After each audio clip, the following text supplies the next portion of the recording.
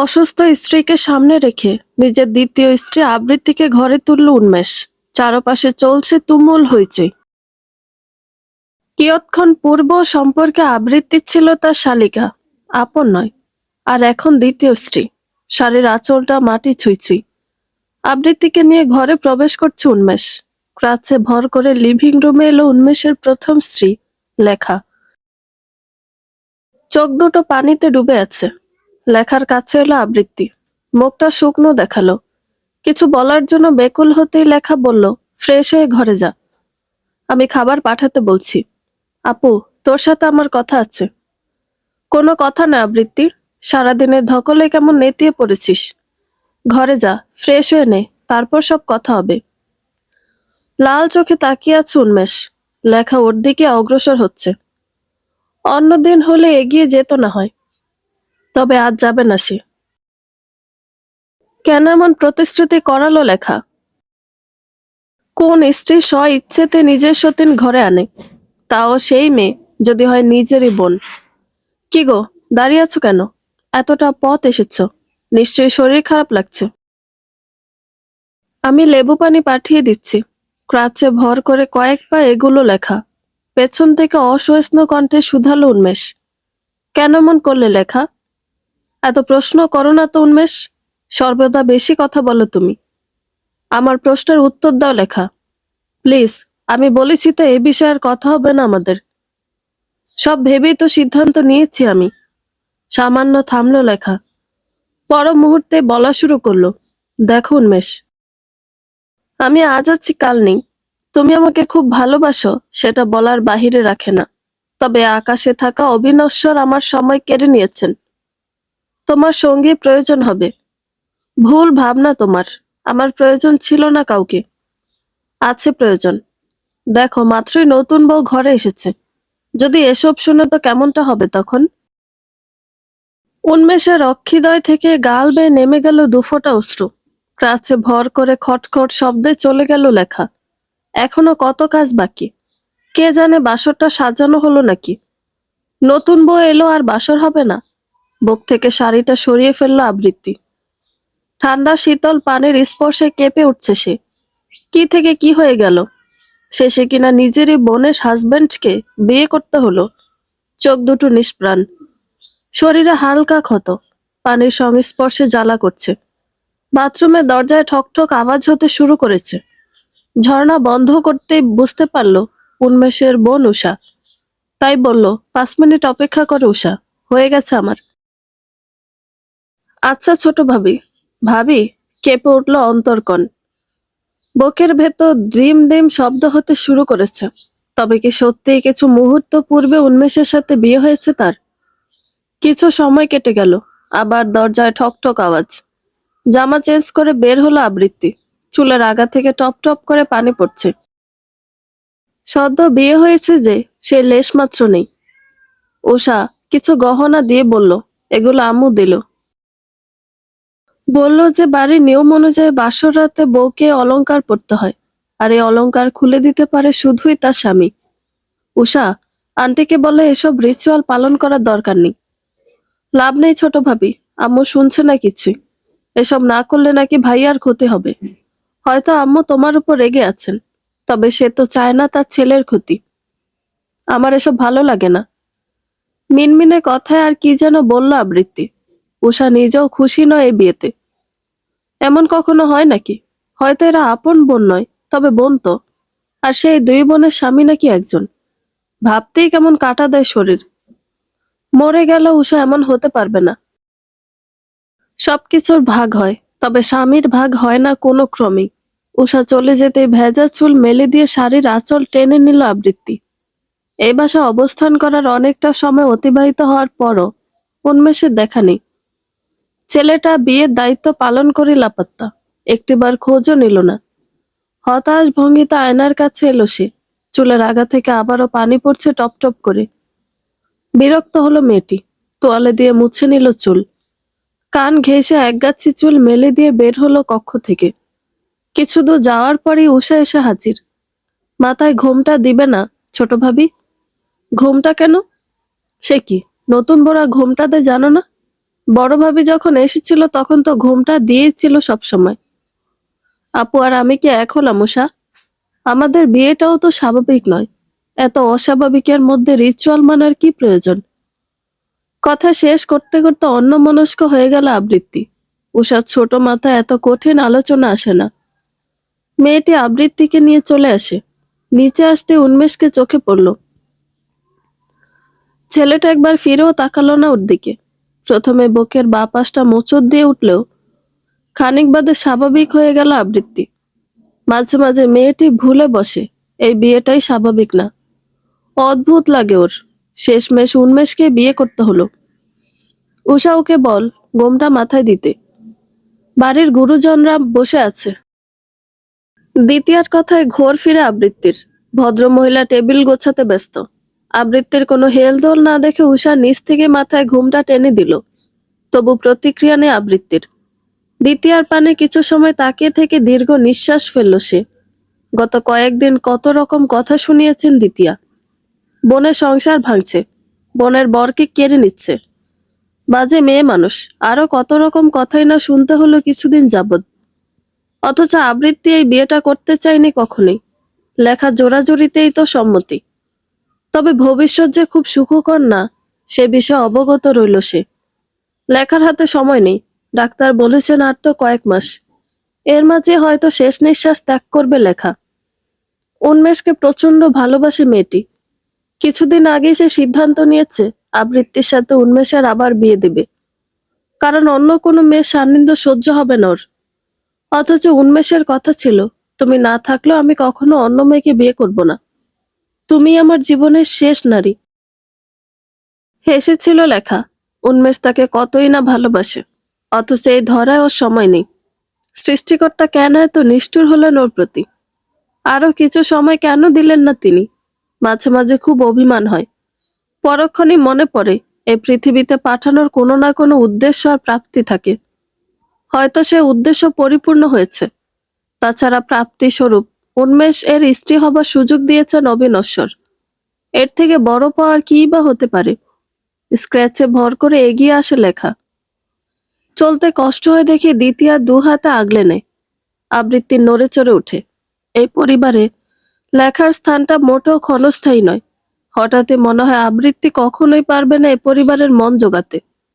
যে ভরসায় লেখা ওকে রেখে যাচ্ছে সেটা হয়তো সম্ভব নয় কোনো কালেই। মনের ভেতর খসখস করে ওঠে। দ্বিতীয় সাহায্যে আবৃত্তির সন্নিকটে আসে লেখা। ক্রাচে এক হাত রেখে অন্য হাতটা ঠেকা আবৃত্তির গালে। মন খারাপ? না, তেমন কিছু না।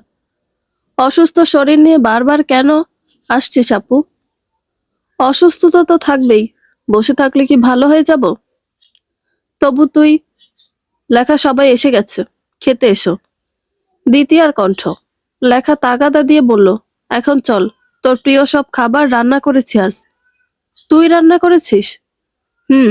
তুই আমার জন্য এতটা করলি, আর আমি একটু রান্না করে খাওয়াবো না? হতাশ চোখে তাকালো আবৃত্তি। গাল বেয়ে দুফোঁটা নোনা জল গড়ালো। হাতের তালুতে তা মুছে নিয়ে লেখাকে চলতে সাহায্য করলো সে। ডাইনিং এ উপস্থিত প্রায় সকলে। শুধু নেই উন্মেষ। লেখার অসহিষ্ণু কণ্ঠ। মা, উন্মেষকে দেখতে পাচ্ছি না যে। পরে খাবে বলেছে। সেটা কি করে হয়? নতুন বউকে রেখে পরে খাবে? উষা, আমাকে তোর ভাইয়ার কাছে নিয়ে যা তো। সকলে চুপ। লেখার কাণ্ডগুলো খুব বেশি হতাশাজনক। তবু মেয়েটির মুখের উপর কথা বলে না কেউ। আবৃত্তি বাধা দেওয়ার চেষ্টা করলো, তবে লেখা শুনল না কোনো কথাই। অন্ধকার লাইব্রেরিতে চেয়ারে বসে দোল খাচ্ছিল উন্মেষ। ঠিক তখনই লেখা এসে দাঁড়ালো পাশে। মেয়েটির উপস্থিতি অনুভব করে উন্মেষ তাকায়। কোঠরে ঢুকে যাওয়া চোখগুলো আধার আলোতে ভয়ঙ্কর আর বিধ্বস্ত দেখায়। লেখা মৃদু হাসে। তোমাকে এমন দেখাচ্ছে কেন? কেমন দেখাচ্ছে? অগোছালো লাগে ভীষণ। চুলগুলো এমন এলেবেলে হয়ে গেছে কেন বলো তো? হাতের সাহায্যে উন্মেষের চুলগুলো গুছিয়ে দিতে লাগলো লেখা। মেয়েটি চুলে হাত গলিয়ে দিতে শান্তি এসে স্পর্শ করে। আলগোছে কোমর জড়িয়ে কাছে টানে উন্মেষ। লেখা আহত দৃষ্টিতে বলে, এখন রোমান্স করার সময় বুঝছি? তাহলে কখন হবে সময়? ওঠো তুমি, খেতে যাওনি কেন? আর নতুন বউকে রেখে বসে আছো এই আধারে। কি ভাববে সবাই বলো তো? যা ইচ্ছে ভাবুক, আমি এখন যাব না। তুমি বসো আমার পাশে। আহা, বুঝতে পারছো না তুমি? অনেক রাত হয়ে গেছে। বাসর সাজিয়েছি সেটাও দেখলে না। পরে দেখব। তুমি বসো স্থির হয়ে। নতুন বউ যে একা থাকুক, কথা বলো না প্লিজ। লেখার পেট বরাবর চুমু খায় উন্মেষ। বিয়ের 3 বছর হলেও মানুষটার স্পর্শে কেমন শিহরণ জাগে ওর। মোচড়াতে থাকে শরীর, অশান্ত হয় বুক। লেখার এমন করুণ দশায় বিরক্ত হয়ে উন্মেষ বলে, নড়ো কেন, একটু চুপ করে বসো। অনেক হয়েছে, এবার প্লিজ ছাড়ো। নতুন বউ রেখে তুমি বসে আছো? না জানি কি সব ভাবনা জেগেছে সবার। এখন ডিনার না করলে বাসর হবে কখন? আচানক রেগে গেল উন্মেষ। তখন থেকে একই কথা বলছো। পাগল মনে হয় আমাকে? বিয়ে করালে জোর করে, এখন আবার বাসর সাজিয়েছ। এসব কি লেখা? আমাকে নিয়ে সার্কাস বানাচ্ছ তুমি? কেন করছো এসব? বলেছি না, কাউকে চাই না আমার।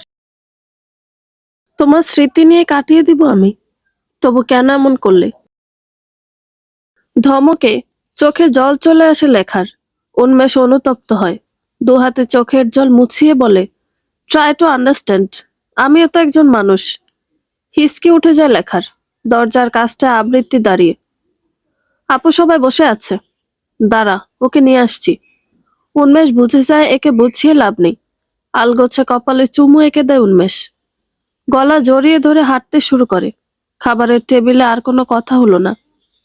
দ্বিতীয়া গত কয়েকদিন বেশ রাগ দেখিয়েছেন। এদিক থেকে মইন ছিলেন উন্মেষের বাবা আলমাস সাহেব। ভদ্রলোক একদমই নীরব দর্শক। এই নিয়ে স্ত্রীর সাথে কথা কাটাকাটিও হয়েছে বেশ। আবৃত্তিকে বসিয়ে দিয়ে গেল লেখা। যাওয়ার পূর্বে বলল, কাঁচা ফুল বেশ পছন্দ করে উন্মেষ, বিশেষ করে বেলি ফুল। তাই একপাশের ফুলদানিতে বেলে ফুল রাখা হয়েছে। উন্মেষ এলে যেন তাকে সেই ফুল দেওয়া হয়। এসব কথাতে ভীষণ অস্বস্তি হচ্ছিল আবৃত্তির। মনে হচ্ছিল মাটির নিচে ঢুকে যেতে। লেখা আরো কিছু কথা বলেছে, সেসব আমলে নিল না আবৃত্তি। ওর মন চাইছে পালিয়ে যেতে। গত রাতেও যে মানুষটিকে বোনের হাজবেন্ড বলে জেনেছে, সেই মানুষটি আজ ওর বর। আর সেই বোন ওকে বসিয়ে গেল নিজের স্বামীর বাসর সঙ্গী হতে। গা ঘিন ঘিন করে ওঠে আবৃত্তির। বেডে বসে থেকে হাত পা অবশ হয়ে আসে। অস্থির হয়ে যায় সে। চারপাশে চোখ বুলাতেই দেখে পুরো ঘর জুড়ে উন্মেষের ছবি লাগানো। সবগুলো ছবিতে দারুণ লাগছে মানুষটাকে। আবৃত্তির চোখ সরিয়ে নেয়। ঘড়িতে এখন রাত 2টো বাজে। অপেক্ষা করতে ইচ্ছে হলো না আর। তবুও চেষ্টা করলো আরো কিছুক্ষণ। রাত যখন 3টে, তখন আবৃত্তি শতভাগ নিশ্চিত উন্মেষ আসবে না। গলা ধরে আসলো মেয়েটির। আলগোছে চোখ বুঝলো। তবে কান্না, সেটা কি করে থামাবে? খুব ভোরে জেগে উঠে লেখা। চোখ মেলতেই দেখতে পায় উন্মেষ শুয়ে আছে পাশে। কয়েক সেকেন্ড থমকে থেকে চোখ বড় বড় হয়ে যায়। তবে কি গত রাতে মিথ্যে বলল উষা? উন্মেষের ঘুম ভীষণ পাতলা, একটুতেই জেগে উঠেছে। লেখাকে হকচকিয়ে যেতে দেখে চোখ কুঁচকায়। কি হলো? তুমি এখানে? তাহলে কোথায় থাকবো? তুমি তো আবৃত্তির কাছে ছিলে, তার মানে ওকে ফেলে রেখে আবার চলে এসেছো? আমি কারো কাছেই ছিলাম না। কাল রাতের প্রথম থেকে আমি এখানে। তবে উষা যে বলল, আমি বলতে বলেছি তাই বলেছে। তুমি কি আমার কোনো কথা শুনবে না? আমি কত শখ করে ওকে রেখে এলাম, আর তুমি কিনা যাওনি একবার। মেয়েটা কি ভাবলো? সবে 5টা বাজে। কাল অনেক রাত অবধি জেগেছ, এখন ঘুমাও। শব্দ করে কেঁদে উঠল লেখা। উন্মেষ জানালার পর্দা মেলে দিতে দিতে বলল, আবার কি হলো বাবা? তুমি এমনটা কেন করলে? আমি ওকে জেগে থাকতে বলে মরার মতো ঘুমিয়েছি। আমার খুব গিল্টি ফিল হচ্ছে। আহা, তুমি সব সময় কাঁদো কেন বলো তো? কান্নায় তোমায় মানায় না একদম। জানো তো, খুবই বিদঘুটে আর পেতনি লাগে। সরো তুমি। অভিমানে কথা হারিয়ে ফেলে লেখা। উন্মেষ পেছন থেকে জড়িয়ে ধরে, ঘাড়ে নাক ডুবিয়ে গন্ধ শুকে। এত আদর্শ আগে দরকার নেই আমার। কেমন ভালোবাসো আমায়, আমি তা বুঝে গেছি। হুম, এমনটা না করলেও পারতে তুমি। অন্তত দেখা করে আসতে। পরে দেখা করব। কাল রাত তো ফিরে আসবে না আর। এসব বাদ দিবে তুমি। সারাক্ষণ একই কথা বলো শুধু। একটু আদর করতেও দাও না। এবার যেন চুপ হয়ে গেল লেখা। উন্মেষের ভালোবাসায় বরাবরই সিক্ত হয় সে, তবে আজকাল যেন আরো বেশি করে আদর করতে চায় ছেলেটা। কেন এমন করে? ওর হাতে সময় নেই বলে, নাকি অন্য কোনো কারণে? গভীর ঘুমে আচ্ছন্ন আবৃত্তি। উষা এসে ডেকে গেছে কয়েকবার, কিন্তু সাড়া দেয়নি। এই নিয়ে চটেছেন দ্বিতীয়া। আবৃত্তির ঘরের কাছে এসে চেঁচামেচি করলেন। বাড়িতে সবাই একটা নিয়ম মেনে চলে, মানছে নতুন এসেছে সে, তাই বলে সকাল 10টায় ঘুম ভাঙবে না? বাড়িটাকে কি সার্কাস পেয়েছে? ভদ্রমহিলার চিৎকারেও ঘুম ভাঙেনি আবৃত্তির। সকাল সকালে এই চেঁচামেচি ভালো লাগছে না আলমার সাহেবের। তিনি বিড়বিড় করতে করতে বেরিয়ে এলেন। গার্ডেনে বসে কাজ করছিল উন্মেষ। বাবাকে দেখে ল্যাপটপ বন্ধ করে দিল। কিছু বলবে বাবা? তোমার মা যা শুরু করেছে, এতে করে বাড়িতে থাকা যাচ্ছে না আর। একটা মেয়ে নতুন এসেছে, কাল এত ধকল কুলিয়ে আজ না হয় একটু বেশিই ঘুমাচ্ছে, তাই বলে চেঁচাবে? মা তো অমনি বাবা, তাছাড়া বেলা তো অনেকটা হয়েছে। তুমিও তো তোমার মায়ের মতো কথা বলছো দেখছি, তাহলে বিয়ে করলে কেন? তুমি সেটা জানো বাবা? সবসময় অন্যের ওপর দোষ চাপা মেটান তো, আগে নিজেকে গুরুত্ব দাও। তুমি মেরুদণ্ডহীন প্রাণীতে পরিণত হতে চলেছ উন্মেষ। অসুস্থতায় না হয় লেখা অবুঝ হয়ে গিয়েছিল, তবে তুমি তো বুঝদার, সুস্থ মানুষ। যাকে বিয়ে করলে সেও নিশ্চয়ই চাইবে স্বামীর ভালোবাসা। দুঃখিত বাবা, তবে আমি নিরুপায়। অসহায়ের মুখোশ খুলে বেরিয়ে আসো, না হলে পস্তাতে হবে। যা হয়েছে তা নিয়ে নেতিবাচক প্রভাব খাটিও না। আমি আসছি। আজ তোমার অফিসে না গেলেও চলবে। বুক চিরে বেরিয়ে আসা দীর্ঘশ্বাস লুকিয়ে ভেতরে এলো উন্মেষ। সবে কপাট খুলে বেরিয়েছে আবৃত্তি। হাই তুলে অগোছালো শাড়ির আঁচল ফেলে গৃহিণীদের মতো হাত খোপা করতে লাগলো। উন্মেষ নজর ঘুরিয়ে চলে যেতে আবৃত্তির খেয়াল হলো। দ্রুত নিজেকে ঠিকঠাক করে মাথায় ঘোমটা টানল সে। সোজা রান্নাঘরে গিয়ে বলল, আন্টি, আমি আসলে বুঝতে পারিনি এতটা বেলা হয়ে গেছে। কলি, ওকে বলে দে বাসি কাপড় ছেড়ে গোসল করে আসতে। কিন্তু আন্টি, মুখে মুখে কথা বলা আমার পছন্দ না। সেটা যদি কেউ না জেনে থাকে তাহলে এখনই জেনে রাখুক। রোজ এসব ঝামেলা পোহাতে পারবো না আমি। ছোট মুখে চলে আসে আবৃত্তি। নিজের ঘরে গিয়ে সাবান নিয়ে ফিরে আসে। আয়নার সামনে দাঁড়িয়ে নিজেকে কেমন বিধ্বস্ত দেখায়। স্বামীর স্পর্শ তো বহুদূর, দেখা অবধি মিলেনি, অথচ ওর গোসল ফরজ হয়ে গেল। এই পৃথিবীতে যা ঘটে তা কেবল লোক দেখানো, মূল ঘটনা তো আড়ালেই থেকে যায়। বিকালটা বড় অধৈর্য অবস্থায় কেটেছে আবৃত্তির। দুপুরের দিকে খাবারের টেবিলে কিছু মানুষকে দেখলেও পরে আর কারো দেখাই পাওয়া গেল না। অবশ্য শেষ বেলায় এসে লেখার ঘর থেকে উন্মেষকে বের হতে দেখেছে। বিষয়টা অস্বাভাবিক নয়, তবে আবৃত্তির বুকে কেন যেন ব্যথা লেগেছে। কেমন যেন একটা নিদারুণ যন্ত্রণা। সন্ধ্যায় লেখা এসে বসলো পাশে। আবৃত্তি হাঁটুতে মুখ গুজে, কি হলো তোর? মন খারাপ? বাবা আমার সাথে কথা বলা বন্ধ করে দিয়েছে আপু। জানি, আমার সাথেও কথা বলছে না। চিন্তা করিস না, সময় গেলেই ঠিক হয়ে যাবে। তাছাড়া আমি আছি বার কদিন। তুই তো বাবার একমাত্র মেয়ে, কত সময় অভিমান করে থাকবে। এমনটা বলিস না আপু, আমি চাই না তোর কিছু হোক। যা হবার তা তো হবেই আবৃত্তি, তবে তুই যে আমার কথাটা রেখেছিস, এতে আমি ভীষণ খুশি। এখন তো আমি মরেও শান্তি পাবো। জানিস, উন্মেষ উপরে উপরে যতটা গোছালো, ভেতরে ভেতরে ততটাই অগোছালো। ওকে যত্নে রাখিস বোন, আমার দিন তো ফুরিয়ে এসেছে। আর বোনের ওপর অভিমান রাখিস না। বিশ্বাস কর, তুই ছাড়া আমি কাউকে ভরসা করতে পারতাম না। আপু প্লিজ, আর বলিস না, আমার ভেতরটা ধুকপুক করছে। আবৃত্তি লেখার হাতটা ওর বুকে রাখলো। সত্যি কেমন যেন লাফাচ্ছে হৃৎপিণ্ড। লেখা উতলা হয়ে পড়ল। তোর কি খারাপ লাগছে? ডাক্তার ডাকবো? উন্মেষ, উন্মেষ। ঠিক আছে রে আপু, তুই চুপ করে বস একটু। তাহলে হৃৎপিণ্ড অমন করে লাফাই কেন? না না, কিছু ঠিক নেই, তুই যেতে দে আমায়। দুহাতে লেখাকে জড়িয়ে ধরল আবৃত্তি। গলার নিকটে মুখ রেখে বলল, সব ঠিক আছে। আমার প্রয়োজন তোকে। তুই প্লিজ মাথায় বিলি কেটে দে, দেখবি সব ঠিক হয়ে যাবে। লেখার কোলে মাথা রাখলো আবৃত্তি। বেশ জোরে নিঃশ্বাস নিয়ে চোখ বুজলো সে। উন্মেষ দরজার কাছে এসে থমকায়। লেখার চোখ পড়তেই লেখা বলে, একটু বিলি কেটে দাও তো ওকে, আমার কাজ আছে একটু। গভীর ধ্যানে চলে যাওয়াতে আবৃত্তির কোনো হেলদোল নেই। উন্মেষ ব্যস্ত হয়ে বলে, আমি কেন? তাহলে কে দিবে? নুরুল চাচাকে ডেকে বলবো ওর মাথায় বিলি কেটে দাও? আশ্চর্য। তুমি একটু বসো, আমি আসছি এই মাত্র, জাস্ট একটু। উন্মেষকে বসিয়ে দিয়ে চলে গেল লেখা। হাঁটতে কষ্ট হলেও বেশ গতিতেই চলল সে। বিপাকে পড়েছে উন্মেষ। আবৃত্তি বোধহয় এতক্ষণে ঘুমিয়ে জল। বুকের উপরে কখনো আঁচল ঠিক থাকে না মেয়েটির, এখনো এলোমেলো হয়ে আছে। একরাশ বিরক্তি নিয়ে আঁচল টেনে দিল উন্মেষ। উষা এখানে আসছিল। ভাইয়া নতুন ভাবির একান্ত মুহূর্ত দেখে থমকে গেল। বাহিরে এসে দরজায় নক করল। নড়ে চড়ে উঠল উন্মেষ। আসবো ভাইয়া? আয়। অনুমতি নেওয়ার কি দরকার? না এমনি, আবৃত্তি আপুর জন্য কিছু শাড়ি পাঠিয়েছে মা। বিকেলে শপিং এ গিয়েছিল না, সেখান থেকে এনেছে। ও তুই রাখ ওখানে। শাড়িগুলো রাখলো উষা। আর চোখে তাকাতেই দেখলো আবৃত্তির মেধহীন পেটের এক অংশ বেরিয়ে আছে।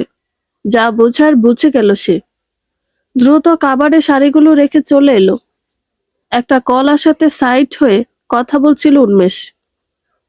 পেছন ঘুরে উষাকে বলবে এখানে থাকতে, অমনি দেখলো উষা নেই। ঝামেলার মাঝ থেকে আরো বেশি করে উদ্বিগ্ন হয়ে যাচ্ছে সে। আবৃত্তির মাথায় বালিশ রেখে দিয়ে কক্ষ থেকে প্রস্থান করলো দ্রুত বেগে। শিক্ষা জীবনের শেষ বর্ষে পড়ছে আবৃত্তি। এ বছরটা বেশ গুরুত্বপূর্ণ ওর জন্য। মাস্টার্সটা শেষ হলে বেঁচে যাবে যেন। তবে গত কয়েকদিনের ঝামেলায় সব ওলটপালট। আবৃত্তির সকল কাগজপত্র ঘাটছে লেখা, পুরো বেড জুড়ে ছড়িয়ে ছিটিয়ে। কলি চা হাতে এসে বলল, ভাবিমণি, এইটা কি দেহি আমি? এমন কইরা সব ছড়ায়া ছিটায়া লইছেন কেন? আপনি তো এমন মানুষ না। চা হাতে নিতে নিতে লেখা বলল, কাজ থাকলে এত খেয়াল থাকে না রে কলি। তুই কি ব্যস্ত? আর ব্যস্ত, আপনাগো বাড়ির কাম যতদিন ধইরা করতাছি, মনে হয় কেউ আমারে তাল পাথার পাংখা দিয়া বাতাস করতেছে। ঠান্ডা বাতাসের মধ্যে বইয়া বইয়া টুকটাক কাম। গাল ভর্তি হাসলো লেখা। প্রথম যখন এবারের বউ হয়ে আসি, সেদিন তোর মতো আমারও একই কথা মনে হয়েছে। সবাই খুব গোছালো প্রকৃতির, কাজের পরিমাণও টুকটাক, ভালো লাগতো খুব। নতুবা কাজের চোটে একটু বসার উপক্রমও থাকতো না। লেখার মুখটা মলিন হয়ে যাওয়াতে কলি বলল, ভাবিমণি, আপনার দিলে অনেক ব্যথা তাই না? জানেন তো, ভালো মানুষগো আল্লাহ খুব পছন্দ করে, তাই তাগো আগে আগে লইয়া যায়। তাই এর মানে আমাকে তিনি খুব পছন্দ করেছেন তাই না রে কলি? মনে হয়। তবে আমি চাই আপনার কিছু যেন না হয়। ভাইজনের মুখটা দেখছেন, চিন্তায় চিন্তায় শুকাই গেছে। তার উপর আপনি আবার আবৃত্তি আপামনিরে এইবারে বউ করে আনলেন। এটা কোনো কাম হইল কন্ত? এমন না করলেও পারতেন, অন্তত আপনি যতদিন আছেন। কলিকে থামিয়ে দিয়ে লেখা বলল, ধর বোকা, তুইও সবার মতো ভাবছিস। সত্যিই তো কইলাম, কেউ যে চেয়ে সতীন ঘরে আনবার চায়। আপনি সতীন তো আনলেন, হ্যাঁ আবার আপনার খালাতো বোন। লেখা কাগজপত্র গোছাতে গোছাতে বলল, বস তুই, তোকে একটা বিষয় বলি। মন খারাপ নিয়ে বসলো কলি। লেখা সবকিছু সাইড করে নিয়ে শুধালো, আবৃত্তি সুন্দর নাকি আমি সুন্দর? এটা কোনো প্রশ্ন করলেন আপনি? চুপ করতো, তুই বল কে বেশি সুন্দর। দেখ সত্যিটা বলবি। এখানে কোনো মন কালাকালির বিষয় হচ্ছে না যে মন রক্ষা করবি। কলি দীর্ঘ নিঃশ্বাস নামিয়ে বলল, আবৃত্তি আপা মনি বেশি সুন্দর। তাই কি হয়েছে, আপনি তো বেশি ভালা। শোন তাহলে, আবৃত্তি আমার বোন, ওকে নিয়ে আমি কখনোই হিংসা করি না। তবে অন্য কাউকে নিয়ে আমার ভীষণ হিংসা হবে। আমি মরে গেলেও তোর ভাইজানের পাশে অন্য কাউকে সহ্য হবে না। যতই বলুক তোর ভাইয়া, একটা মানুষ জীবনের এতগুলো বছর একা কাটাবে কি করে বলতো? শারীরিক মানসিক অনেক বিষয় কাজ করে এখানে। তাছাড়া সবকিছু না হয় বাদই দিলাম, একটা সময় আসবে তোর ভাইয়া বুড়ো হবে, সেই বয়সে কাউকে তো লাগবেই বল। আবৃত্তি কখনো আমার উন্মেষের অযত্ন করবে না। অন্য কারো হাতে ওকে ছাড়ি কি করে বলতো? এখন আমি পুরো নিশ্চিন্তে চোখ বুজতে পারবো। ফুফিয়ে কান্না শব্দে লেখা থেমে গেল। কলি কেঁদে চোখ লাল করে ফেলেছে। লেখা তড়িঘড়ি করে বলল, এ কি রে, তুই কান্না করছিস কেন? ভাইজান রে আপনি এত ভালোবাসেন ভাবিমণি। আল্লাহ কেন আপনার অসুখ দিল? কেন আপনার থেকে ভাইজানরা আলাদা করলো? ভালা মানুষটাই সবসময় কষ্ট পাইব কেন কন্ত? কান্না থামা কলি। আর কে বলেছে তোর ভাইজানের থেকে আমি আলাদা হয়ে গেছি? বরং আমাদের ভালোবাসা আরো গভীর হতে শুরু করেছে। যতদিন আছে তোর ভাইয়া এত ভালোবাসা দিবে যে একটা সময় মরতেও চাইব না, দেখিস। সবার মতো আমিও যে ভালোবাসার কাঙাল। কলি কান্না থামালো। দুহাতে চোখ মুছে বলল, একবার আপনারে জড়ায় ধরি, না হইলে আমার কলিজা ঠান্ডা হইব না। মানা কইরেন না। হেসে উঠল লেখা। কলি জড়িয়ে ধরতেই লেখা দু চোখ দিয়ে পানি নেমে গেল। এই মেয়েটা ওকে ইমোশনাল করে দিল। যার কাছে যায় সেই ইমোশনাল করে দেয় ওকে। ও তো চায় না কাঁদতে, তবু সবাই ওকে কাঁদিয়ে দেয়। সত্যিই তো, ক্যান্সার নামক রোগটা ওর জীবনে না এলে পুরো জীবনটাই সুন্দর হতো। কলি নামের মেয়েটি অষ্টাদশী, তবে জ্ঞানের পরিধি বিশাল। মেয়েটির অনুভূতিও বেশ তাজা। সেই যে ঘণ্টাখানেক কেঁদে বুক ভাসালো, এরপর থেকে কেমন স্তব্ধ হয়ে গেছে।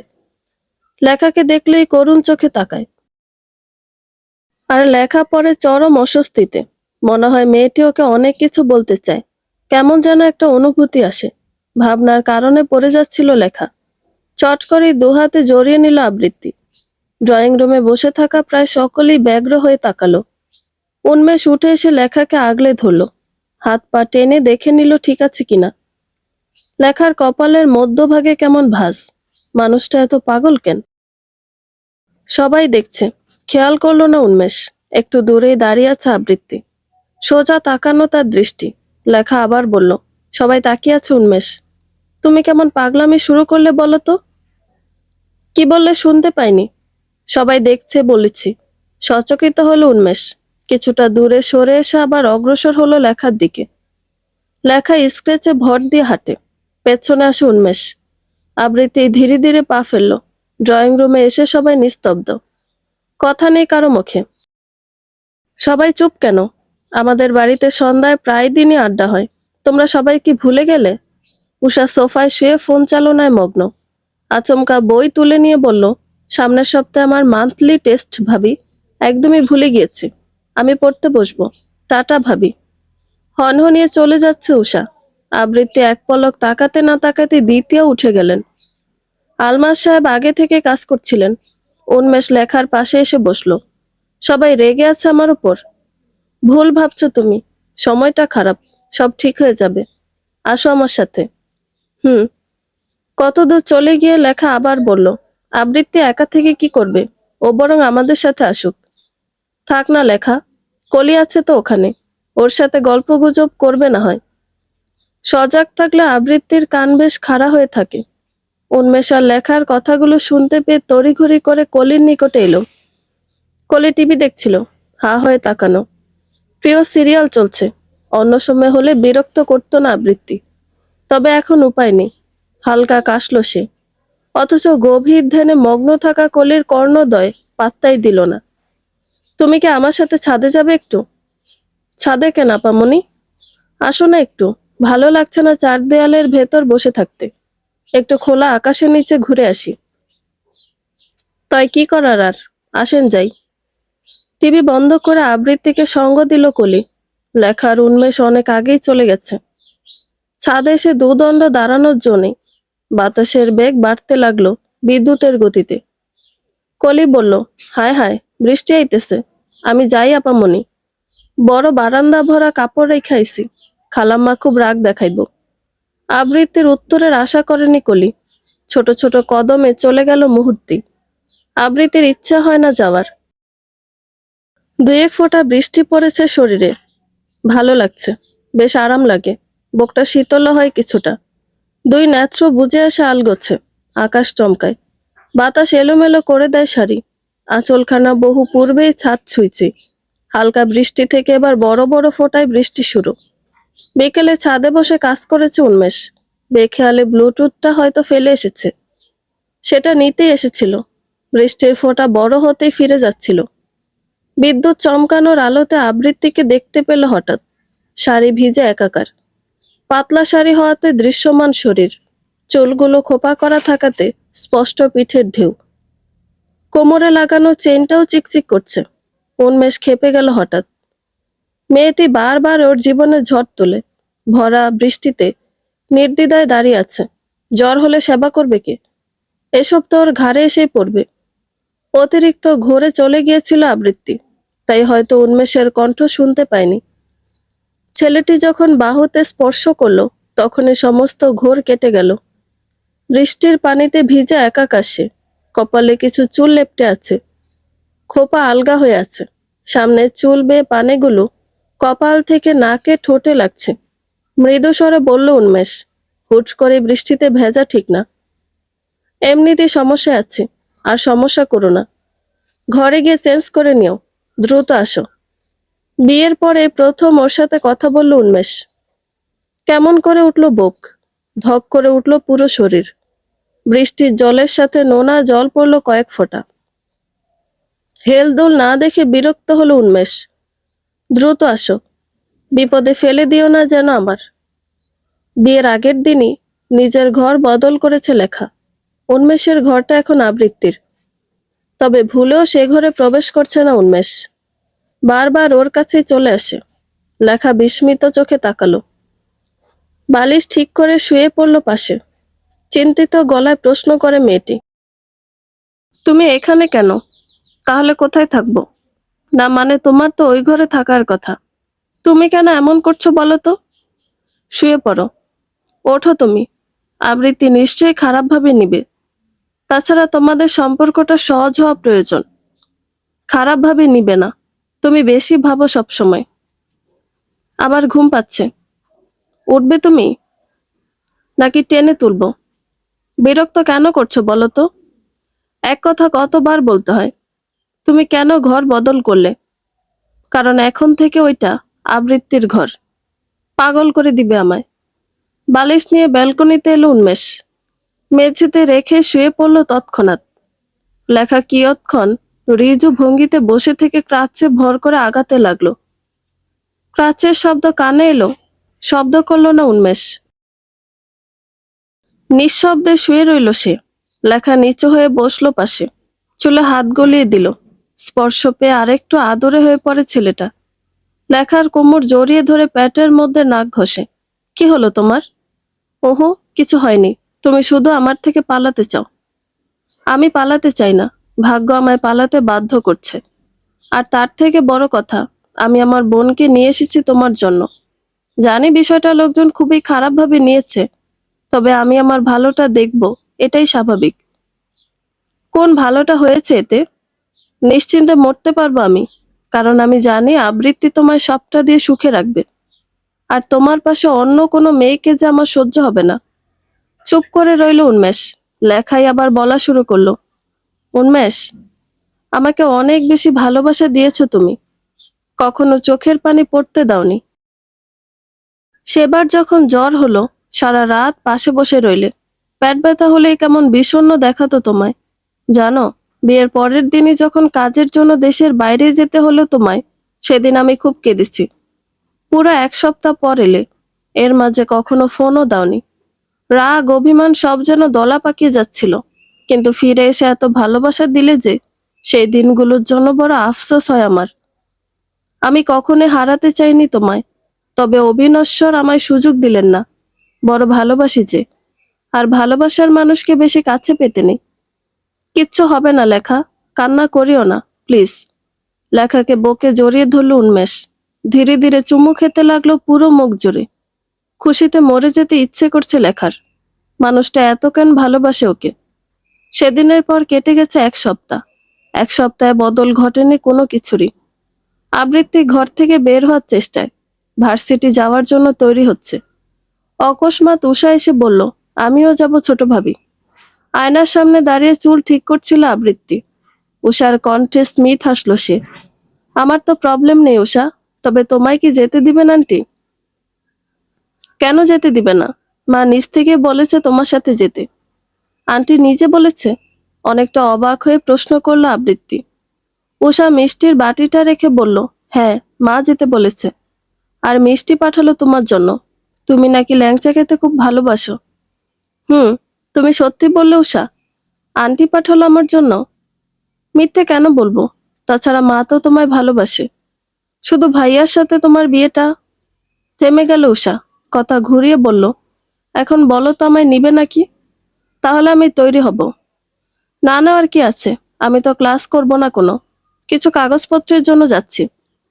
তাহলে আমি তৈরি হয়ে গিয়ে। আচ্ছা বলো তো কি রঙের কামিজে মানাবে আমায়? গোলাপি নাকি বেগুনি? যেটা পরবে সেটাতে সুন্দর লাগবে তোমায়। তুমি কি কম সুন্দর নাকি? বলে ঈষৎ হাসলো আবৃত্তি। উষা ব্যগ্র হয়ে বলল, এটা কোনো কথা হলো নাকি?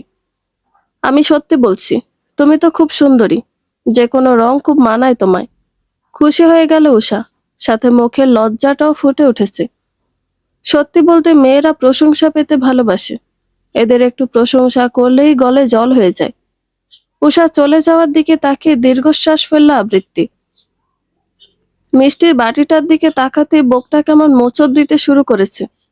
সত্যিই কি তার জন্য মিষ্টি পাঠানো হয়েছে? আবৃত্তির সাথে কয়েক ঘন্টায় বেশ মিশে গেল উষা। এই মুহূর্তে আবৃত্তিকে ভীষণ আপন মনে হলো ওর।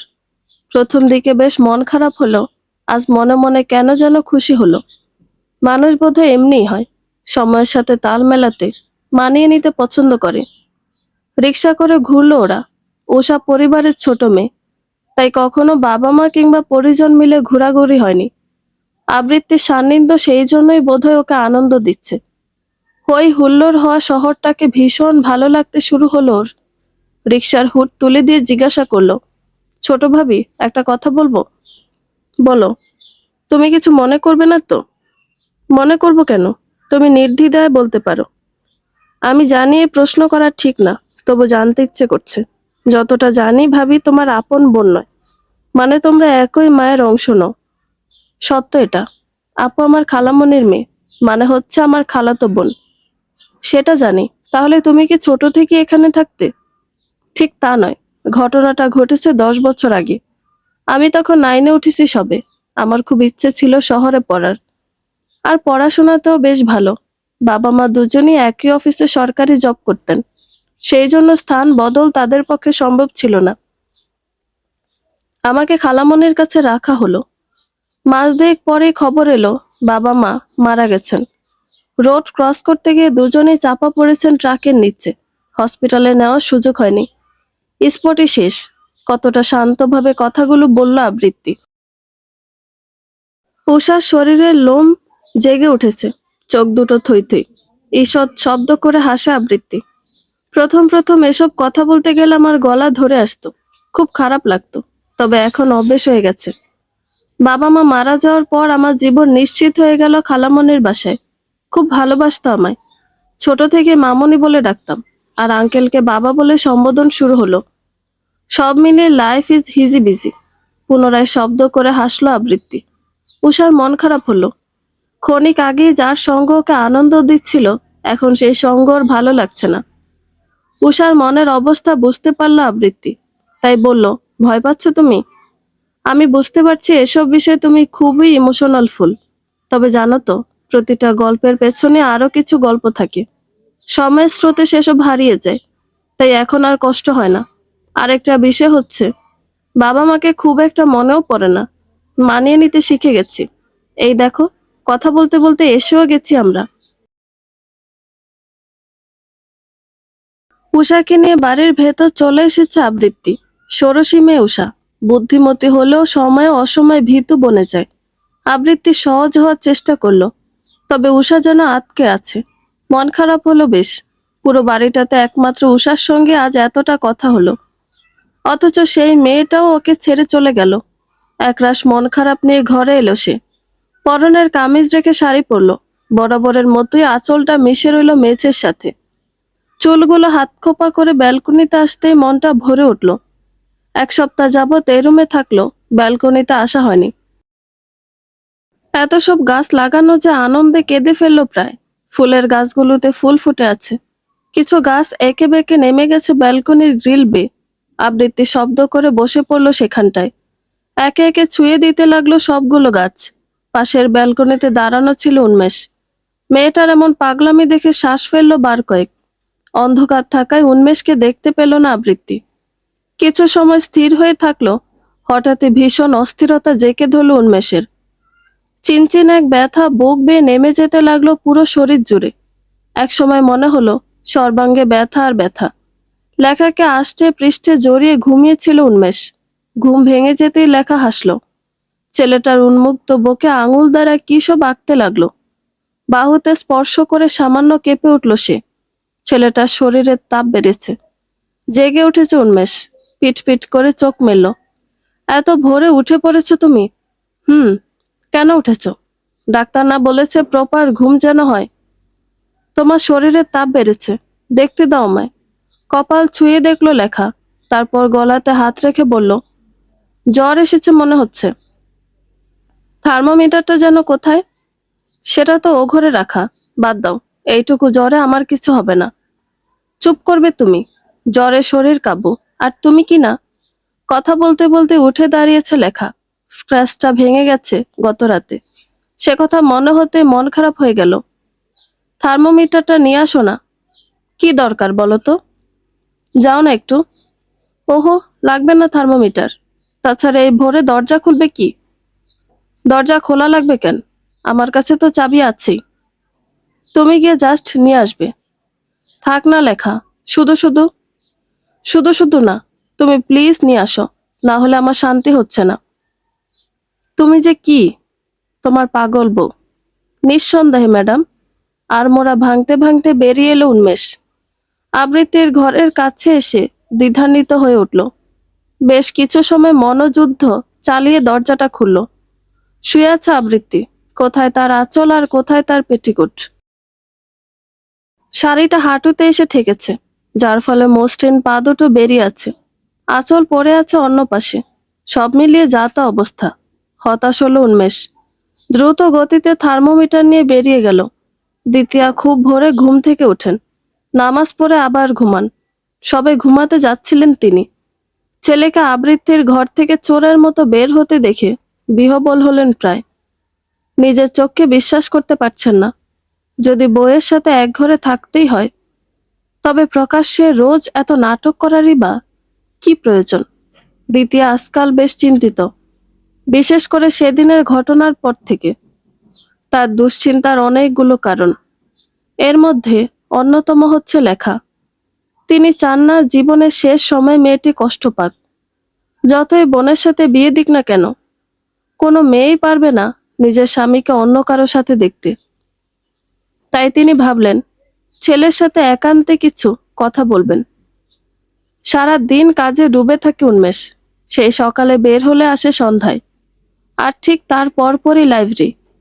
সারাক্ষণ সেই লাইব্রেরিতে কাটিয়ে দেয়। আজ বাসায় ফিরতে দ্বিতীয়া বললেন, আমার ঘরে এসো, কথা আছে। মায়ের কথায় বিস্মিত হলো উন্মেষ। সহসা এমন রূপের দেখা মেলা ভার। এক বুক চিন্তা নিয়ে পরপরই ছুটল মায়ের ঘরে। পান সাজাচ্ছিলেন দ্বিতীয়া। ছোট সময়ে ছেলেকে মাঝে সাজে পান খাওয়াতেন তিনি। খুব পছন্দের ছিল, তবে সর্বদা নয়। উন্মেষের দিকে পান বাড়িয়ে দিতে নাকচ করল। অবাক হলেন না দ্বিতীয়া। ছেলে যে তার বড় হয়েছে। আজকাল বড় চিন্তিত হতে হয় তাকে। বিস্ময় ঠেকাতে না পেরে উন্মেষ প্রশ্ন করল, কিছু বলতে চাইছিলে মা? হ্যাঁ, খুবই গুরুত্বপূর্ণ কথা। তবে কিভাবে বলবো বুঝতে পারছি না। বলো না কি বলবে। আচ্ছা শোনো তবে। সামান্য থমকালেন তিনি। পরপরই দীর্ঘশ্বাস নামিয়ে বলতে লাগলেন, দেখো, আমি মানি আবৃত্তিও তোমার স্ত্রী। তবে লেখার প্রতি বিশেষ দায়িত্ব রয়েছে তোমার। এমন কিছু করো না যাতে শেষ সময় এসে মেয়েটাকে কষ্ট পেতে হয়। কি বললে বুঝতে পারিনি মা। দ্বিতীয়াকে অস্বস্তিতে দেখে উন্মেষ বলল, বুঝিয়ে না বললে বুঝবো কি করে? তুমি বলো না কি বললে। আমি বলতে চাচ্ছি, এখনই আবৃত্তি আর তুমি ঝোঁকের বসে বাচ্চা নেওয়ার কথা ভেবে বসো না। অনেকটা অবাক হলো উন্মেষ। দ্বিতীয়ার এমন কথাতে হতবাক হওয়া ছাড়া উপায় রইল না। উন্মেষ বেশ শক্তপোক্ত কণ্ঠে জবাব দিল, আমি তো আবৃত্তির সাথে থাকছি না মা। তাহলে বাচ্চা নেওয়ার কথা আসে কোথা থেকে? তুমি ভুল ভাবছো। আর যা সবসময় চোখে দেখা হয় তা সত্যি নাও হতে পারে। উঠে চলে গেল উন্মেষ। দ্বিতীয়া খোলা চোখে তাকিয়ে রইলেন। তবে কি সেদিন ভুলই দেখেছেন তিনি? ছেলের সাথে কথা বলেও মনের খসখস ভাবটা গেল না দ্বিতীয়ার। তিনি ভাবলেন উষাকে দিয়ে আবৃত্তির সাথে কথা বলাবে। তবে উষা ছোট মানুষ, এত শত বলতে পারবে কিনা এই নিয়েও পড়লেন বিপাকে। অবশেষে সিদ্ধান্ত নিলেন নিজেই কথা বলবেন আবৃত্তির সাথে।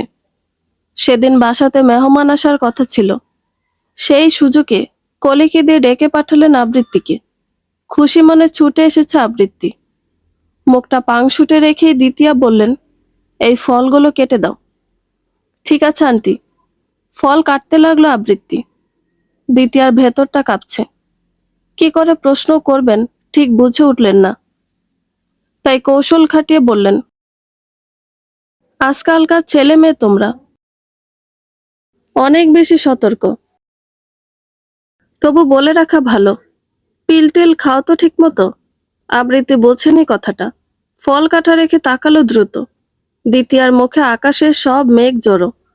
বলতে চাচ্ছি, এখন তো কি সব ঔষধ বের হয়েছে, যাতে যখন তখন বাচ্চা পেটে না আসে। সেসব খাও তো। অস্বস্তিতে পড়তে হলো আবৃত্তিকে।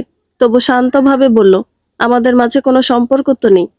ও, চুপ করে গেলেন দ্বিতীয়া। তবে ছেলে তার মিথ্যে বলেনি। কিন্তু সেদিন যে তিনি নিজ চোখে দেখলেন আবৃত্তির ঘর থেকে বের হচ্ছে উন্মেষ।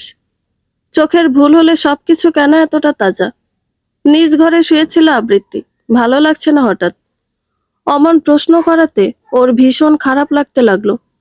তখনই ঘরে এলো লেখা, নতুন ক্রাচে ভর করে আসছে। তৎক্ষণাৎ তাকালো না আবৃত্তি। চোখ মুখ স্বাভাবিক করে বলল, তুই আবার হাঁটতে শুরু করেছিস আপু? কত সময় শুয়ে বসে থাকা যায় বলতো? মানুষ তো আমি। তাও ঠিক, বাবা মা আসবে আজ। জানি। তোকে অন্যমনস্ক দেখাচ্ছে। তোর কি কিছু হয়েছে? কই না তো। মিথ্যে বলিস না। সত্যিই কিছু হয়নি। আচ্ছা আপু, বাবা কি এখনো রেগে আছে আমার ওপর? ধুর বোকা, বাবা তো রাগ করেননি, শুধু একটু অভিমান করেছিলেন। তাহলেই ভালো। আমার খুব কষ্ট হয়। আমি বোধহয় সবাইকে কষ্ট দিয়ে ফেললাম। আবৃত্তিকে নিজের দিকে ঘুরিয়ে লেখা বলল, বাজে কথা বলিস না তো। বাবা মা তোকে কতটা ভালোবাসে সেটা কি বলে দিতে হবে?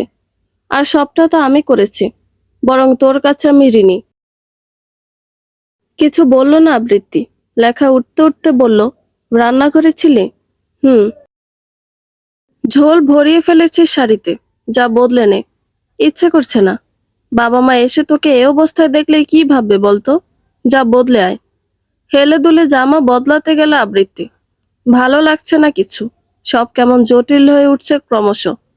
এক অনিশ্চিত জীবনে দিশাহীনভাবে হেঁটে চলেছে। জীবনের এক একটা সময় যেন বেশ যন্ত্রণার। হঠাৎই আবৃত্তি নিজেকে আবিষ্কার করলো এই পৃথিবীতে ভীষণ একা। কেউ নেই কোথাও। চারপাশের সবটাই অমানিসা আর অমানিসা। চা পানের সাথে সাথে অনেক কথাই হলো দু পরিবারের। এই অনিশ্চয়তার মাঝে কেউ আর দুঃখ টেনে আনলেন না, বরং বিষয়টাকে মসৃণ করার আপ্রাণ চেষ্টা। চা কাপটা নামিয়ে রেখেই তরল রসিকতা করলেন ললিতা বেগম। ওনার এক একটা কথাতে বেশ হাসি তামাশা হচ্ছিল।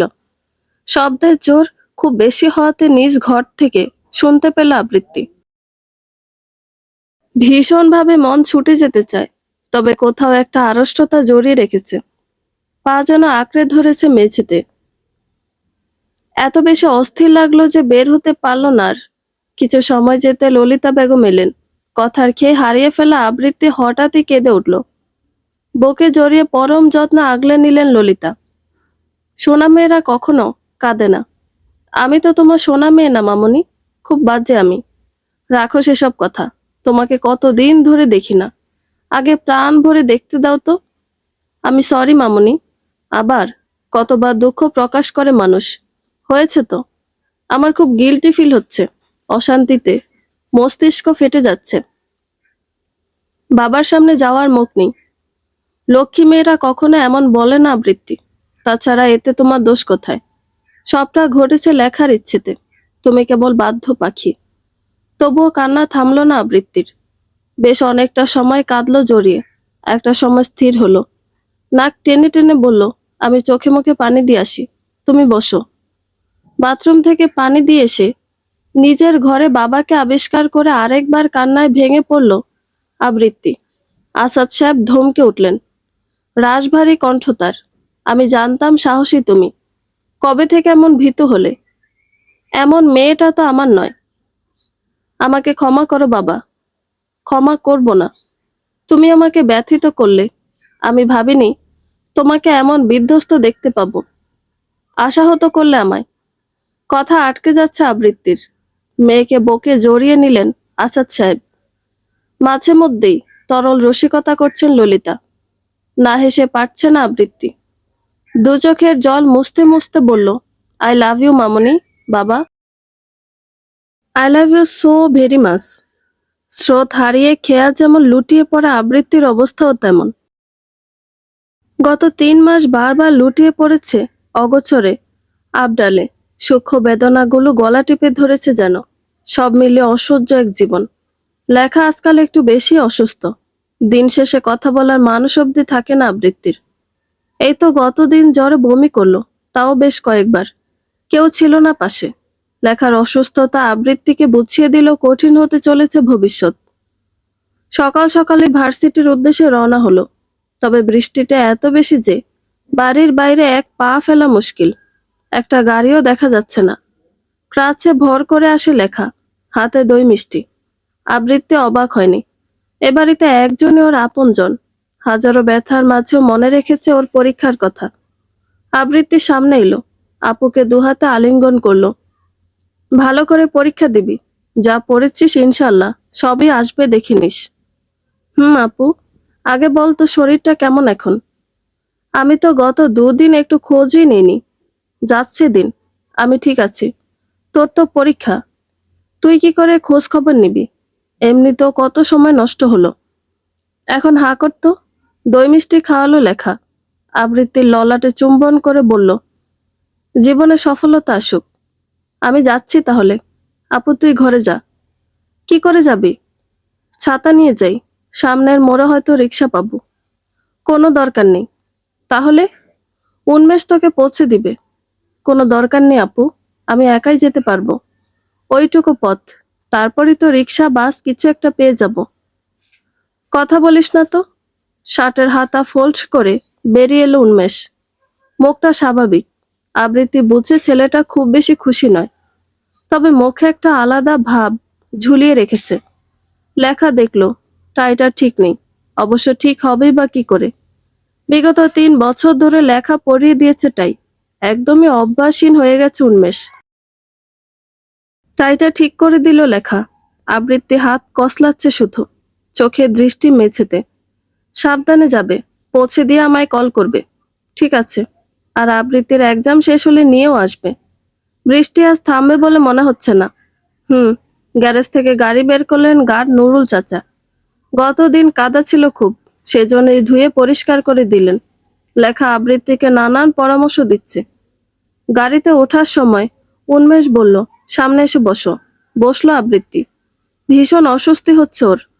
এই যে 3 মাস চলে গেল, অথচ কখনো উন্মেষের সাথে একটার বেশি দুটো কথা হয়নি। আর চোখে তাকাতেই লক্ষ্য হলো উন্মেষের খোঁচা দাড়িগুলো নেই। ক্লিন শেপ করা মসৃণ গালটা দেখে আবৃত্তির রাগ হলো। সব ভুলে সঙ্গে সঙ্গে বলে উঠল, ক্লিন শেপ কেন করেছেন? খোঁচা খোঁচা দাড়িতে ভীষণ ভালো লাগে। আচরণ অত্যন্ত স্বাভাবিক। আবৃত্তি ভুলে গেছে গত 3 মাসের কথা। তাদের জীবন বদলে গেছে। উন্মেষ নড়ে চড়ে ওঠে। খেয়াল হয় আবৃত্তির। একরাশ লজ্জা আর অস্বস্তি এসে স্পর্শ করে পুরো শরীরে। মৌনতা বজায় রাখে দুজনেই। এক পর্যায়ে উন্মেষ শুধায়, শরীর কেমন এখন? হু। কাল অসুস্থ ছিলে, জ্বর কমেছে? জি। উন্মেষ আর কিছু বলেনি। আবৃত্তি ভারী অবাক। উন্মেষ কি করে জানে ওর অসুস্থ হওয়ার কথা? পরীক্ষাগুলো ভালো হয়েছে আবৃত্তির। গত 20 দিন প্রায় পড়াশোনায় ডুবে গিয়েছিল। সমস্ত কিছু ফেলে একটাই মনোযোগ। আজ একদম ফ্রি। আকাশটা মেঘলা। খিচুড়ি বসিয়েছেন দ্বিতীয়া। সাথে বেগুন ভাজা আর ঝাল করে রান্না করা খাসির মাংস। খাবারটা ভীষণ প্রিয় ওর। গন্ধে পেটের খিদেটা বেড়ে গেল কয়েক গুণ। ডাইনিং এ ছিল উন্মেষ। আর ছেলেটার গালে খোঁচা খোঁচা দাড়ি। ভালো লাগলো আবৃত্তির। মেয়েটা ডাইনিং এর সময় না ব্যয় করে রান্নাঘরে এলো। দ্বিতীয় একটু স্বাভাবিক, টুকটাক কথা বলেন। আমি নিয়ে যাব আন্টি? হ্যাঁ নিয়ে যাও। তরকারির বাটি নিয়ে গেল আবৃত্তি। লেখা জানে খিচুড়ি খুব ভালোবাসে মেয়েটি, তাই বলল, বসে পড় তুই। না আমি পরে খাবো, তুই বস তো। লেখা বসলো। উন্মেষ নিজে খাবার বেড়ে দিচ্ছে। লেখার চোখটা ভীষণ জ্বলছে। উন্মেষের মতো কাউকে পেয়ে নিজেকে ধন্য মনে হলো। উন্মেষ বলল, খাচ্ছ না কেন? খাচ্ছি তো। কোথায়? এই তো। খাবারের লোকমা মুখে দিল লেখা। আচমকা গলায় উঠে গেল। আবৃত্তি পানি দিল। হাত বুলিয়ে দিচ্ছে উন্মেষ। দুজন যেন লেখার জীবনে ঢাল হয়ে দাঁড়িয়েছে। খাবারে মনোযোগ রাখো লেখা। অসুস্থ শরীরটাকে আরো অসুস্থ করে দিও না। আর একটু পানি খাবি আপু? না, ঠিক আছে। পানির গ্লাস সরিয়ে নিল আবৃত্তি। দ্বিতীয় ডিম ভাজি রেখে বললেন, বসে যাও আবৃত্তি, লেট করো না। পরে খাচ্ছি আন্টি। এখনই বসো, একটাই চেয়ার খালি। সেটা হচ্ছে উন্মেষের বাপাস। ডান পাশে বসা লেখা। হাত দিয়ে ওনার কোণ গুটাতে লাগলো আবৃত্তি। লেখা চোখ দিয়ে ইশারা করলো বসতে। আবৃত্তি বসলো ঠিক, তবে ভেতরটা অশিষ্ট। উন্মেষ নিজেও খুব একটা খেতে পারল না। উষা বলল, ছোট ভাবি শপিং করতে যাবে প্লিজ। শপিং এ যাবে? আমি তো সবেমাত্র বাসায় এলাম উষা। প্লিজ আসো না। উষার চোখ দুটো ফোলা, যেন খুব সময় নিয়ে কেঁদেছে। আবৃত্তি সেটা বুঝতে পেরে বলল, ঠিক আছে, তুমি তৈরি হও, আমি বরং ফ্রেশ হয়ে আসি। থ্যাঙ্কস। রিকশায় চড়তে ভালো লাগে আবৃত্তির, তাই ওরা রিকশা নিয়ে রওনা হলো। মলিন হয়ে এসেছে উষার মুখশ্রী। বাচ্চা একটা মেয়ে, সবে ক্লাস 10-এ পড়ে। সবসময় হাসি খুশি থাকবে, প্রাণোচ্ছল হবে মুখ। তা না করে কেমন গুমট, এমনকি কেঁদে লাল করে ফেলেছে মুখ। আবৃত্তি একবার প্রশ্ন করতে চাইল, তবে ভেতর থেকে সায় আসছে না। উষার ইচ্ছে হলো উষাই বলবে না হয়। শপিং মলে ঢুকে খুব একটা শপিং করলো না উষা।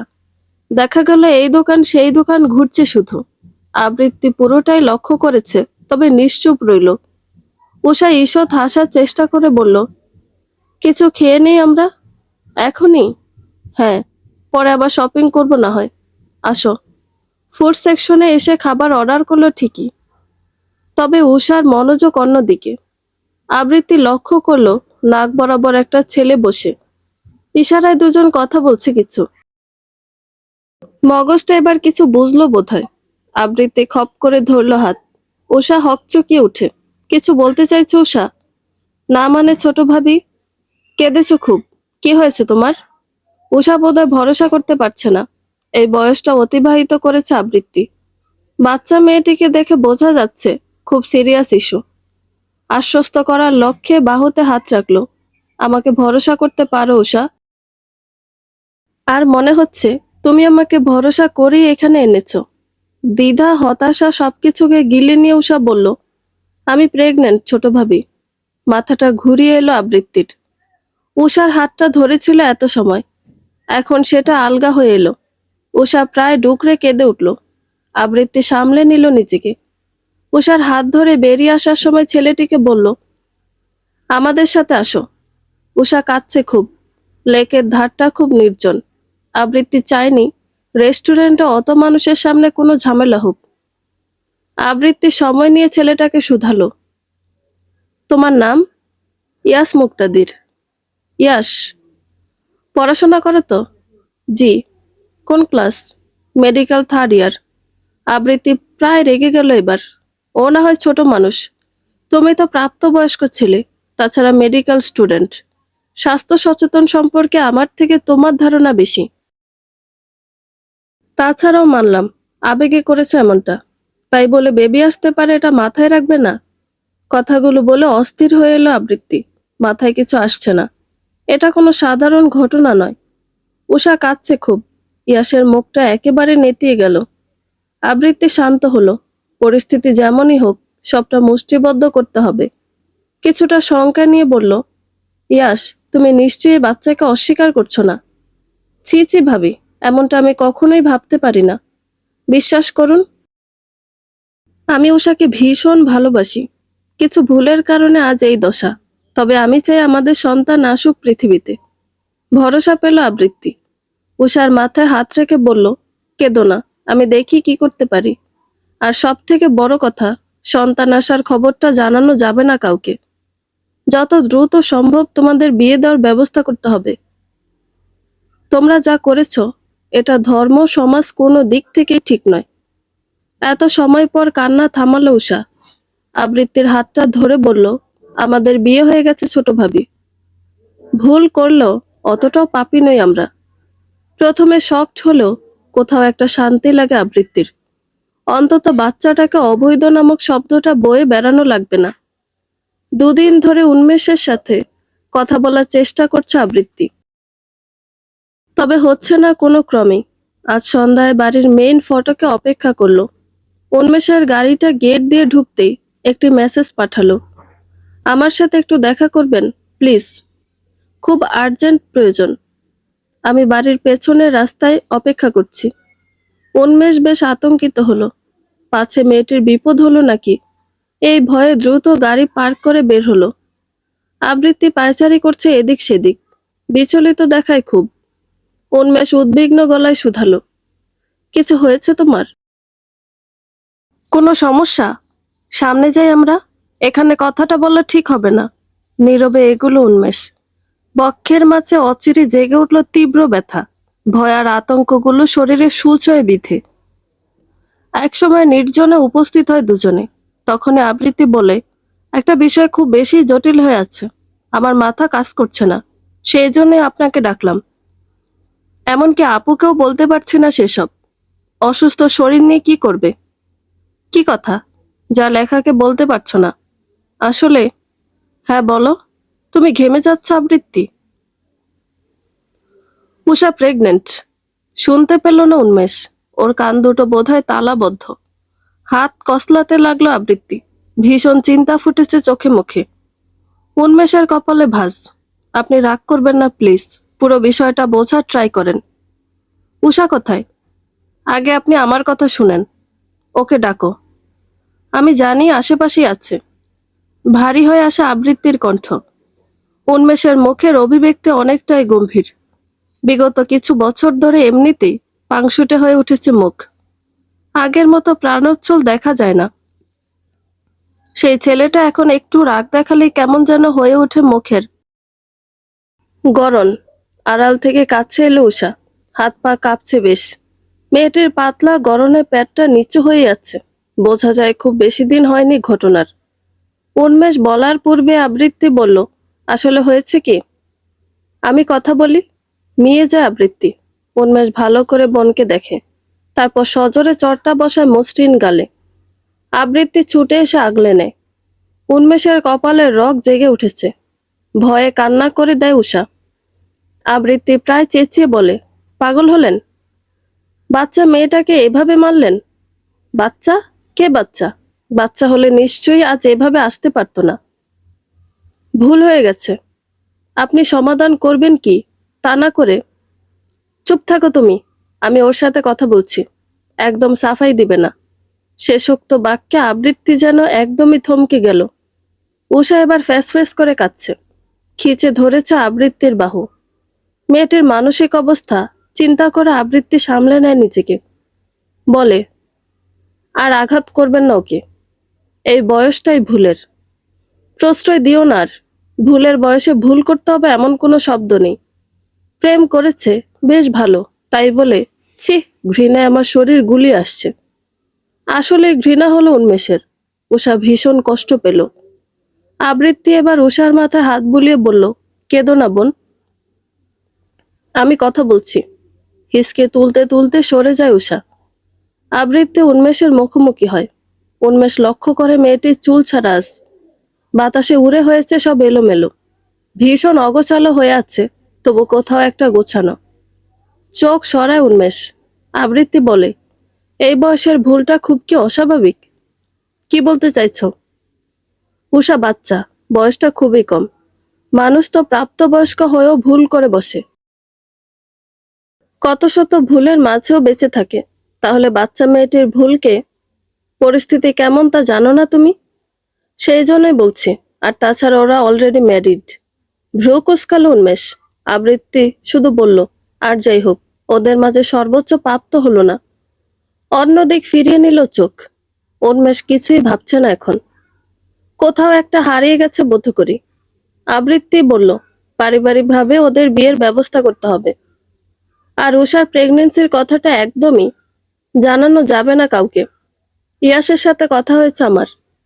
ছেলে খারাপ নয়, মেডিকেল স্টুডেন্ট, শুধু ভুলটা করে বসলো। সে যাই হোক, আপনি বাসায় ম্যানেজ করুন কোনোভাবে। সবসময় আমাকেই কেন ম্যানেজ করতে হবে বলতে পারো? আবৃত্তি তাকালো। উন্মেষের দৃষ্টি অন্যদিকে। ছেলেটির চুলগুলো বাতাসে নড়ে। গালের খোঁচা খোঁচা দাড়িতে কোথাও একটা ব্যথা অনুভব করায়। মনে হয় এই তো কিছু সময়, কিছু মুহূর্ত, এরপরে আসবে বুক ভরা তীব্র প্রশান্তি। বেশ কদিন যুদ্ধ চলেছে বাসায়। কেউ বুঝতে পারছিল না উন্মেষ কেন এখনই বিয়ে দিতে চায় উষাকে। প্রেম করেছে, রিং বদল হোক, বিয়েটা না হয়ে সময় হলে হবে। তবে বাচ্চা মেয়েটিকে এখনই বিয়ে দিতে চাচ্ছে উন্মেষ, এই বিষয়টা লেখাও মানতে পারছিল না। অনেক বুঝিয়ে সকলকে রাজি করিয়েছে ছেলেটা। উষা ভাইয়ের ঘরটাতে এখন আর আসে না। তার ভাইয়ের ঘর মানে তো ওই লাইব্রেরি। সেখানে দীর্ঘ সময় কাটায় উন্মেষ। ভাইকে কৃতজ্ঞতা জানাতে চায় উষা। কত ঝড় সহ্য করতে হলো ওর জন্য। উন্মেষ তখন বড় জানালার কাছে বসেছিল। চাঁদ দেখছিল রোজকার মতো। কখনো বা বই হাতে নিয়ে দীর্ঘ সময় বই পড়ার অভ্যাস। বেশ উসকুস করছে মন। অস্বস্তি ভরা হৃদয়টাকে টেনে হিঁচড়ে নিয়ে এলো উষা। উন্মেষ তখন চোখ বুজে। ভাইয়া। মেয়েটির কম্পিত কণ্ঠ। উষার কণ্ঠটা কানে যেতে চোখ মেলল উন্মেষ। দুহাতে ঘুমের ভাবটা মুছে নিয়ে বলল, কি রে, এখন তুই এলি যে? আর বলেছি না এই স্লিপারটা পরে টই টই করে ঘুরবি না। পিচ্ছিলেটা, কখন পড়ে যাবি বলা যায়? ভাইয়ের কথায় দু চোখ ভরে ওঠে উষার। উন্মেষ প্রায় দুহাতে ষোড়শী বোনটাকে বুকে টেনে নিল। মাথায় হাত বুলাতে থাকলো অনবরত। যা হবার হয়েছে, জীবনটা অনেক বড়। তুই একা না এখন, আর একটা প্রাণ আছে তোর মাঝে। ভাইয়া মেরেছি, আবার ভাইয়াই তো আদর করব। সরি ভাইয়া, আমি বুঝতে পারিনি। হয়েছে আমার ক্রন্দন কুমারী। আপনার বিয়ের অনুষ্ঠান হবে আজ বাদে কাল। আর আপনি কি না? কাঁদছি না তো। তাহলে দু চোখে পানি কেন? এমনি এমনি। উন্মেষের প্রশস্ত বুকে লেপ্টে রইল উষা। ভাই নামক মানুষটির সাথে বয়সের ব্যবধান খুব বেশি। তাই হয়তো সখ্যতা গড়ে ওঠেনি তেমন। তবে বয়স কখনো ভাই বোনের ভালোবাসায় খাদ জন্মাতে পারে? কলির মাথাটা ভনভন করছে। লাইব্রেরি পরিষ্কার করছিল সে। ঠিক তখনই ভাই বোনের কথাগুলো শুনতে পেল। কলির হৃদয় এখন ছলাৎ ছলাৎ। হা হয়ে যাওয়া মুখটা মুহূর্তেই বন্ধ করে দেয় আবৃত্তি। টেনে বের করে নিয়ে আসে। কিছুটা ভয় কাজ করে ওর মাঝে। আবৃত্তি বলে, ওখানে কি করছিলে তুমি? আমি তো বই ঘর পরিষ্কার করতেছিলাম আপামনি। ও, যাও এখন। ঠিক আছে। কলি চলে গেল। আবৃত্তি হতাশ ভাবে পা বাড়ালো। কলি কিছু শুনেছে কিনা এই নিয়ে একটা দ্বিধা কাজ করছে। এ বাড়িতে কলির সাথে সব থেকে ভালো সখ্যতা লেখার। মেয়েটিকে খুব ভালোবাসি কিনা, তাই হয়তো সন্ধ্যায় শুনে আসা কথাটা হজম হয়নি এখনো। লেখাকে বলার জন্য আকুপাকু করছে মন। লেখা বেশ বুঝতে পারল বিষয়টি। একটা সময় প্রশ্ন করেই ফেলল, কি হলো তোর? তখন থেকে দেখছি এমন করছিস। হয়েছে কি ভাবিমনি? সেটাই তো জানতে চাচ্ছি। আসলে আবৃত্তিকে আসতে দেখে দমে গেল কলি। সঙ্গে সঙ্গে বলল, আপনার জন্য গরম পানি নিয়ে আইতেছি। পায়ের ব্যথা সারব নে। হ্যাঁ নিয়ে আয়। কলির সাথে আবৃত্তির চোখাচোখি হলো। আবৃত্তি লক্ষ্য করেছে চোরের মতো ল্যাজ গুটিয়ে পালিয়ে যাচ্ছে কলি। ভেতরটা নিমিষে উতলা হয়ে এলো। একটা সময় পর স্থির হলো চোখ। লেখার পা ভেঙেছিল 5 মাস আগে। আর ঠিক তার 1 মাস পরেই ধরা পড়ে ক্যান্সার। সেই দিন থেকেই পাগল হলো লেখা। আর তারপর আবৃত্তি আর উন্মেষের বিয়েটাও দিয়ে দিল। কি অদ্ভুত এ দুনিয়া। ভাবুক হয়ে আসা আবৃত্তিকে দেখে লেখা বলল, ওভাবে দাঁড়িয়ে কেন আছিস? এমনি আপু, তোর পায়ের জন্য মালিশ নিয়ে এসেছি। এটা খুব কাজে দেয়। লেখা জামাটা হাঁটু অবধি তুলে যত্ন নিয়ে মালিশ করতে শুরু করেছে আবৃত্তি। লেখা আলগোছে চুলে বিলি কেটে বলল, আমার জন্য এত মায়া কেন তোর? কলির হাবভাব সুবিধার নয়। আবৃত্তি ঠিক ভরসা করতে পারছে না। ওর সন্দেহটা বারবার ঘুরপাক খায়। মেয়েটি বিচলিতভাবে ব্যালকনিতে পায়চারি করছিল। ঠিক তখনই অপর পাশের বারান্দায় এলো উন্মেষ। আবৃত্তি প্রায় সঙ্গে সঙ্গে বলল, কিছু কথা ছিল। হ্যাঁ বলো। সেদিন যে উষা আপনার সাথে দেখা করলো, লাইব্রেরিতে বসে আপনারা কি এমন কিছু আলোচনা করেছেন যা অন্য কেউ জানলে হিতে বিপরীত কিছু হতে পারে? বুঝিনি তোমার কথাটা। তাছাড়া আমরা তো শুধু স্লিপার নিয়ে কথা বলেছি। উষাকে বললাম যাতে ওই স্লিপার না পরে। আর কিছু? হ্যাঁ, ওই তো বললাম, এখনো তো একা নয়, ওর সাথে আরেকটি প্রাণ মিশে আছে। নিজের প্রতি যত্নশীল হতে। কেন বলো তো? আসলে সেদিন লাইব্রেরিতে কলি ছিল, পরিষ্কার করছিল কি সব যেন। আমাকে দেখে প্রায় ভরকে গিয়েছিল। গুরুত্বপূর্ণ বিষয়টা। উন্মেষ পুরো স্থির হয়ে ভাবলো কিছু সময়, তারপরে বলল, কিছু শুনেছি কি?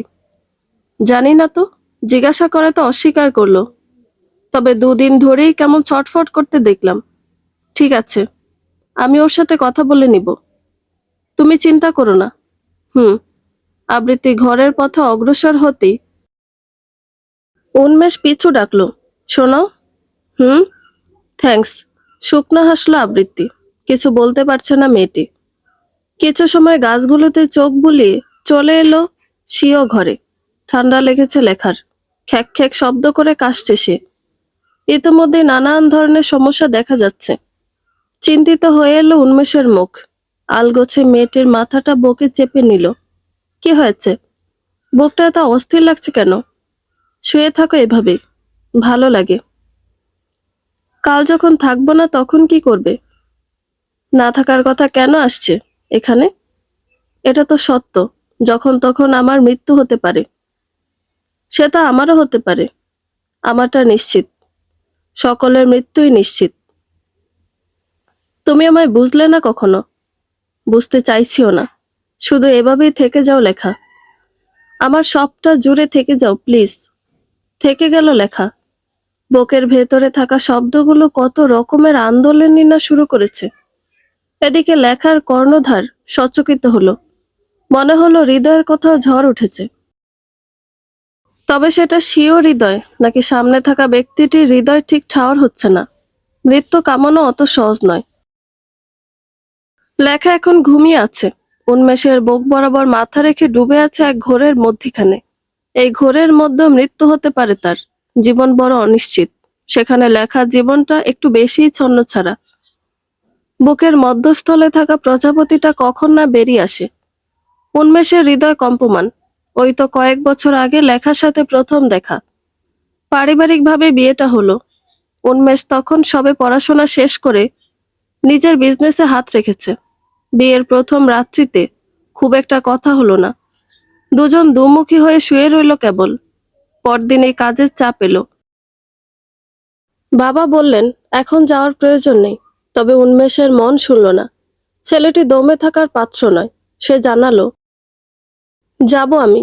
লেখা সেদিন নির্বাক ছিল। প্রয়োজন মনে করেনি কেউই ওর মতামত গ্রহণের। এমনকি উন্মেষ যখন ব্যাগ গোছায় লেখা তখন বলেছিল, ফিরে আসবেন কবে?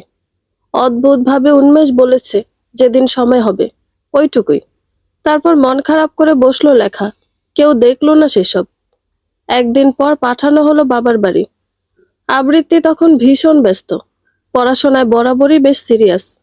রাত জেগে পড়াতে চোখ ডেবে গেছে। এত সব কিছুর মাঝেও লেখার জন্য সময় বের করলো মেয়েটি। পুরো দুরাত্রি নিয়ে শুনলো লেখার মনের কথা। একটা মানুষকে ক্ষণিকে কতখানি ভালোবেসে ফেলেছে। জীবনের সব প্রাপ্তি যার নামে লিখে দিতে চায়। সর্বশেষ একটি দুঃখ জানালো, ও আমায় কেন কল করলো না। 7টা দিন পর এলো উন্মেষ। সেদিনও কথা হলো না লেখার সাথে। ঠিক তার পরের দিনে নিজ ভালোবাসায় সিক্ত করে দিয়েছিল লেখাকে। পৃথিবীর সমস্ত সুখ এনে দিয়েছিল হাতের মুঠোতে। লেখা অচিরে বুঝেছিল মানুষটা ওকে সব থেকে বেশি ভালোবাসে। এত ভালোবাসা হারিয়ে যাচ্ছে অতলে। লেখা ঘুমের মধ্যেই ডুকরে উঠল। উন্মেষ আঁকড়ে ধরল মেয়েটিকে, চুমুতে ভরিয়ে দিল মুখশ্রী। হাত বোলাতে বোলাতে যেন আওড়ালো, চলে যেও না প্লিজ, আমি বড় একা। বন্ধুরা, গল্পটি ভালো লেগে থাকলে একটা লাইক করে দিবেন এবং গল্প সম্পর্কে কোনো মতামত জানানোর থাকলে কমেন্ট করতে পারেন। গল্পের বাকি অংশ শোনার জন্য চ্যানেলটি সাবস্ক্রাইব করে পাশেই থাকবেন। ধন্যবাদ সবাইকে, ভালো থাকবেন।